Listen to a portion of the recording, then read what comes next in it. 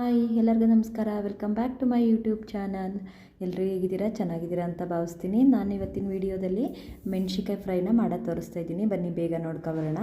ಮೊದಲನೇದಾಗಿ ನೋಡಿ, ಇಲ್ಲಿ ನೀವು ಸ್ವಲ್ಪ ದಪ್ಪ ಮೆಣಸಿಕಾಯಿ ತಗೊಂಡ್ರೆ ಒಳ್ಳೆಯದು, ಖಾರ ಕಡಿಮೆ ಇರೋದು. ಇದು ಸ್ವಲ್ಪ ಖಾರ ಇದೆ. ಮೊದಲನೇದಾಗಿ ಒಂದು ಮೆಣಸಿಕಾಯಿನ 2 ಭಾಗ ಮಾಡಿಬಿಟ್ಟು ಅದರೊಳಗಿರೋ ಬೀಜ ಎಲ್ಲ ತೆಗಿಬೇಕು. ಈ ರೀತಿ ಎಲ್ಲ ನಾವು ಎಷ್ಟು ಮೆಣಸಿಕಾಯಿ ತೊಗೊಂಡಿರ್ತೀವೋ ಅಷ್ಟು ಮೆಣಸಿಕಾಯಿನೆಲ್ಲ ಈ ರೀತಿ ನಾವು ಬೀಜ ತೆಗಿಬೇಕು. ಸ್ವಲ್ಪ ಖಾರ ಆಗುತ್ತೆ ಕೈಯೆಲ್ಲ, ಆಮೇಲೆ ನಾವು ಕೊಬ್ಬರಿ ಎಣ್ಣೆ ಹಚ್ಕೊಂಡ್ರೆ ಅದೆಲ್ಲ ಹೋಗುತ್ತೆ. ನೋಡಿ, ಈ ರೀತಿ ನಾನಿಲ್ಲಿ ತೆಗೆದಿಟ್ಟಿದ್ದೀನಿ.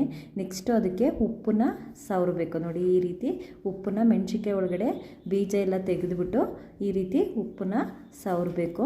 ಮತ್ತು ಇದು ಊಟದ ಜೊತೆ ನಂಚ್ಕೊಳ್ಳಿಕ್ಕೆ ತುಂಬ ಚೆನ್ನಾಗಿರುತ್ತೆ.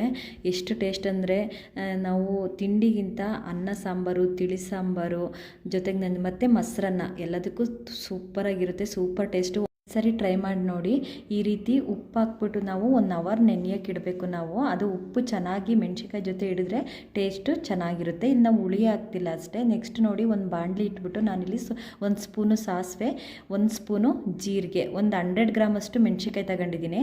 ಅದಕ್ಕೆ 1 ಸ್ಪೂನು ಸಾಸಿವೆ, 1 ಸ್ಪೂನ್ ಜೀರಿಗೆ, ಮೆಂತ್ಯ ಕಹಿ ಬರುತ್ತೆ ಅಂತ ಹೇಳ್ಬಿಟ್ಟು ಸ್ವಲ್ಪ ಒಂದು 1/2 ಸ್ಪೂನ್ ಹಾಕ್ತಿದ್ದೀನಿ. ಇಷ್ಟನ್ನು ನಾವು ಫ್ರೈ ಮಾಡಿಬಿಟ್ಟು ಒಂದು ಬಾಣಲಿನಲ್ಲಿ ಕುಟ್ತಾಯಿದ್ದೀನಿ. ನೀವು ಬೇಕಾದ್ರೆ ಪುಟಾಣಿ ಕಲ್ಲಿದ್ದರೆ ಅದರಲ್ಲಿ ಕೂಡ ಕುಟ್ಬೋದು.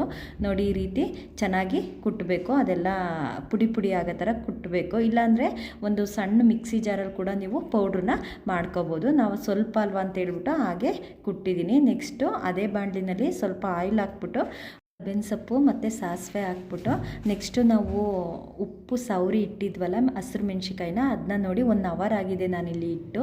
1 ಅವರ್ ಆದಮೇಲೆ ಅದು ಚೆನ್ನಾಗಿ ನೆಂದಿರುತ್ತೆ. ಉಪ್ಪಿನಂಶ ಹೀರ್ಕೊಂಡಿರುತ್ತೆ. ನಾನಿಲ್ಲಿ ಯಾವುದೇ ರೀತಿ ಹುಳಿನ ಉಪಯೋಗಿಸ್ತಾ ಇಲ್ಲ.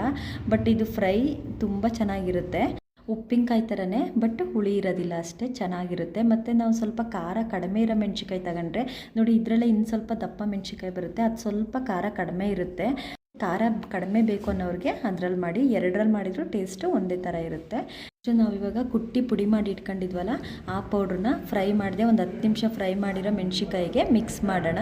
ಮಿಕ್ಸ್ ಮಾಡಾದ್ಮೇಲೆ ನಾವು ಜಾಸ್ತಿ ಏನು ಫ್ರೈ ಮಾಡೋದು ಬೇಡ, ಯಾಕಂದರೆ ಅದನ್ನು ನಾವು ಆವಾಗಲೇ ಹುರಿದಿರೋದ್ರಿಂದ, ಜೀರಿಗೆ ಸಾಸಿವೆ ಮೆಂತ್ಯನ ಹುರಿದಿರೋದ್ರಿಂದ ನಾವು ಜಾಸ್ತಿ ಫ್ರೈ ಮಾಡೋದು ಬೇಡ. ಸ್ವಲ್ಪ ಅರಿಶಿನ ಪುಡಿ ಹಾಕ್ಬಿಟ್ಟು ಸ್ಟವ್ ಆಫ್ ಮಾಡಿದರೆ ಈ ಮೆಣಸಿಕಾಯಿ ಫ್ರೈ ರೆಡಿಯಾಗಿರುತ್ತೆ. ನಿಜವಾಗ್ಲೂ ತುಂಬ ಟೇಸ್ಟು ಮತ್ತು ತುಂಬ ಚೆನ್ನಾಗಿರುತ್ತೆ. ಒಂದು ಸತಿ ಟ್ರೈ ಮಾಡಿ ನೋಡಿ. ಮತ್ತು ಇದನ್ನು ನಾವು ಎಷ್ಟು ದಿನ ಆದರೂ ಸ್ಟೋರೇಜ್ ಮಾಡ್ಬೋದು. ನೋಡಿ, ಇವಾಗ ತಣ್ಣಗಾಗಿದೆ. ನಾನು ತಣ್ಣಗಾದ್ಮೇಲೆ ಒಂದು ಬಾಕ್ಸಿಗೆ ತುಂಬಿಡ್ಕೊತಾ ಇದ್ದೀನಿ. ಇದು ನೀವು ಫ್ರಿಡ್ಜಲ್ಲೇ ಇಡಬೇಕು ಅಂತ ಏನಿಲ್ಲ, ಹೊರಗಡೆ ಎಷ್ಟು ದಿನ ಇಟ್ಟರೂ ಕೆಡೋದಿಲ್ಲ. Thank you all.